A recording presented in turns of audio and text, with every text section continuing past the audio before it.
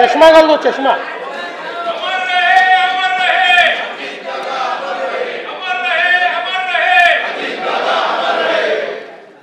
माननीय अध्यक्ष महोदय, मी आज या सभागृहासमोर सन 2026-27 या वर्षाचा अर्थसंकल्प सादर करण्याकरता उभा आहे.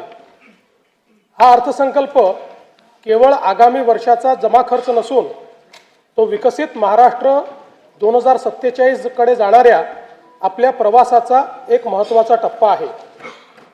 आपल्या सर्वांचे आराध्य दैवत युगपुरुष छत्रपती शिवाजी महाराज, धर्मवीर स्वराज्य रक्षक छत्रपती संभाजी महाराज, स्वराज्य जननी जिजाऊ माँसाहेब, छत्रपती राजश्री शाहू महाराज, महामानव डॉक्टर बाबासाहेब आंबेडकर, राजमाता पुण्यश्लोक अहिल्यादेवी होळकर, क्रांतिज्योती सावित्रीबाई फुले, साहित्यरत्न लोकशाहीर अण्णाभाऊ साठे या सर्व महामानवांना मी अभिवादन करतो.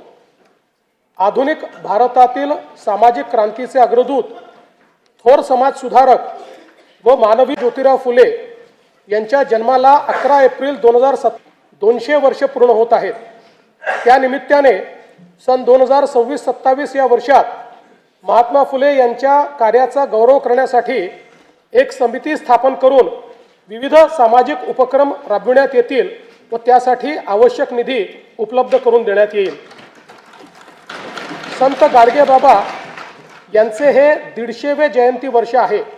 त्यानिमित्ताने संत गाडगेबाबा यांचे जन्मस्थळ, कर्मभूमी व अंतिम श्रद्धास्थान या ठिकाणांना एकत्रित जोडून संत गाडगेबाबा तीर्थक्षेत्र सर्किट विकसित करण्यात येईल. ग्रामीण भागाच्या सर्वसमावेशक विकासासाठी प्रमुख राज्यस्तरीय अभियाने एकत्रित करून संत गाडगेबाबा ग्राम समृद्धी अभियान राबविण्यात येईल. तसेच संत गाडगेबाबा उन्नत ग्राम योजनेअंतर्गत 75 गावांमध्ये कृत्रिम बुद्धिमत्तेच्या सहाय्याने नागरिकांचे जीवनमान उंचवण्यासाठी पथदर्शी प्रकल्प राबविण्यात येईल. भारतरत्न डॉक्टर बाबासाहेब आंबेडकर यांच्या महाड, जिल्हा रायगड येथील चवदार तळे सत्याग्रहाच्या शताब्दी वर्षानिमित्त तेथील पायाभूत सोयी सुविधांकरता विकास आराखडा तयार करण्यात येईल. महात्मा फुले, संत गाडगेबाबा व डॉक्टर बाबासाहेब आंबेडकर या महामानवांच्या स्मृतीचे हे विशेष वर्ष लक्षात घेता सन 2026-27 हे वर्ष सामाजिक समता व समरसता वर्ष म्हणून साजरे करण्यात येईल. त्यांच्या कार्याचा गौरव करून विविध सामाजिक उपक्रम राबविण्यासाठी आवश्यक निधी उपलब्ध करून देण्यात येईल. हिंदुहृदय सम्राट बाळासाहेब ठाकरे यांच्या जन्मशताब्दी वर्षपूर्ती निमित्त मी त्यांना अभिवादन करतो. त्यांच्या दादर मुंबई येथील राष्ट्रीय स्मारकाचे पहिल्या टप्प्याचे काम पूर्ण झाले असून दुसऱ्या टप्प्याचे काम जून 2026 पर्यंत पूर्ण करण्याचे नियोजन आहे. तसेच त्यांच्या स्मृतीप्रित्यर्थ काही योजना देखील राज्य सरकार सुरू करणार आहे. त्याचं सविस्तर माहिती पुढे सांगण्यात येईल. कालच जगद्गुरू संत तुकाराम महाराज बीज सोहळा संपन्न झाला. संत तुकाराम महाराजांना वंदन करून देहू येथील राष्ट्रसंत जगद्गुरू संत तुकाराम महाराजांच्या जन्मस्थानाच्या जतन व संवर्धनासाठी विकास आराखडा हाती घेण्याची मी घोषणा करतो. अध्यक्ष महोदय, हे भाषण करताना माझे मन अत्यंत जड झाले आहे.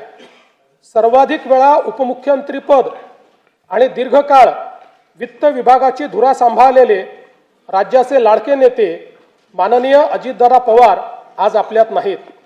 त्यांच्या जाण्याने राज्याच्या सार्वजनिक जीवनात आणि प्रशासनात कधीही भरून न निघणारी मोठी पोकळी निर्माण झाली आहे.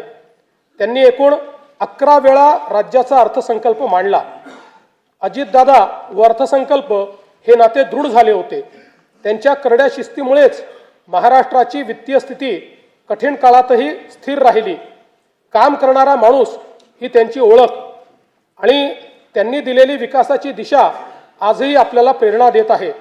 त्यांना श्रद्धांजली म्हणून सर्व मान्यवरांशी चर्चा करून त्यांच्या व्यक्तिमत्वाला साजेसे भव्य स्मारक उभारण्यात येईल.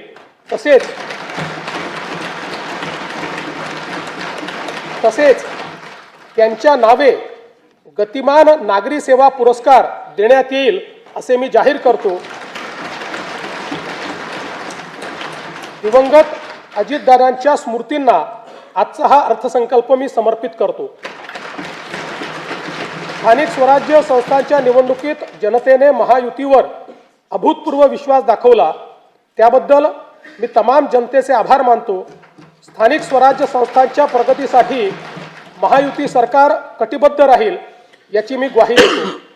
16व्या केंद्रीय वित्त आयोगाने केलेल्या शिफारसीनुसार पुढील 5 वर्षांमध्ये राज्यासाठी भरीव निधी प्राप्त होणार असून आपत्ती व्यवस्थापनासाठी केंद्र शासनाने वाढीव निधी देण्याबाबत राज्याची मागणी मान्य केली, याबद्दल मी भारताचे प्रधानमंत्री श्री नरेंद्र मोदीजी यांचे मनपूर्वक आभार मानतो। राज्य शासनाने देखील 6व्या वित्त आयोगाची स्थापना केली होती। या वित्त आयोगाने विहित वेळेमध्ये आपला अहवाल सादर केला, याकरिता आयोगाचे अध्यक्ष व सदस्य यांचे मी अभिनंदन करतो व त्यांना धन्यवाद देतो। हा अहवाल कृती अहवालासह माननीय राज्यपालांच्या मान्यतेनंतर पुढील अधिवेशनात सभागृहाच्या पटलावर ठेवण्याची कारवाई करण्यात येईल। आयोगाच्या शिफारसींचा अभ्यास करून प्रशासकीय सुधारणा व आर्थिक विकेंद्रीकरणाच्या माध्यमातून स्थानिक स्वराज्य संस्था सक्षम करण्याची कारवाई करण्यात येईल। 1 फेब्रुवारी 2026 रोजी केंद्र शासनाने युवा केंद्रित अर्थसंकल्प सादर केला। त्यात महाराष्ट्रातील पायाभूत सुविधांचा वेगाने विकास करण्याकरता भरीव अर्थसहाय्य केले आहे। मुंबई पुणे व पुणे हैदराबाद या प्रस्तावित जलदगती रेल्वे प्रकल्पांमुळे सकल राज्य उत्पादनात मोठी वाढ होण्यास मदत होणार आहे। राज्यातील जनतेच्या वतीने मी भारताचे लोकप्रिय पंतप्रधान माननीय नरेंद्र मोदीजी यांचे मनपूर्वक आभार मानतो। महाराष्ट्र हे देशाचे आर्थिक इंजिन असल्याने विकसित भारत 2047 च्या स्वप्नपूर्तीत आपला वाटा सर्वात मोठा असेल। राज्याची अर्थव्यवस्था सन 2047 पर्यंत $5 ट्रिलियन करणे हे राज्याचे मुख्य ध्येय आहे। या ध्येयाची पूर्तता करण्याच्या दृष्टीने विकसित महाराष्ट्र 2047 चे विजन डॉक्युमेंट जाहीर करण्यात आले आहे।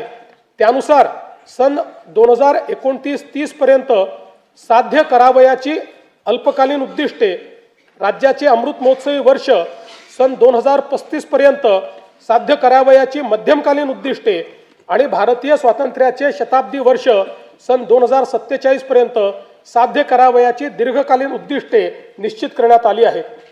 राज्याच्या प्रादेशिक संतुलित विकासाला चालना देण्याकरता 4 प्रमुख स्तंभ ठरवण्यात आले आहेत। 1 प्रगतिशील, दुसरं शाश्वत, तिसरं सर्वसमावेशक आणि चौथं सुशासन। या 4 स्तंभाच्या अंतर्गत 16 उपक्षेत्रे निश्चित करण्यात आली आहेत। सन 2047 साली विकसित महाराष्ट्राची इमारत उभी करण्याकरिता इथून पुढे येणाऱ्या सर्व अर्थसंकल्पात विकसित महाराष्ट्राच्या संकल्पाचे प्रतिबिंब दिसणार आहे। या संकल्पाची दिशा कशी असेल हे या वर्षीच्या अर्थसंकल्पात मी स्पष्ट करणार आहे। जब इरादा बना लिया है ऊंची उड़ान का, भास्कर राव, जब इरादा बना लिया है ऊंची उड़ान का, फिर देखना फिजूल है कद आसमान का।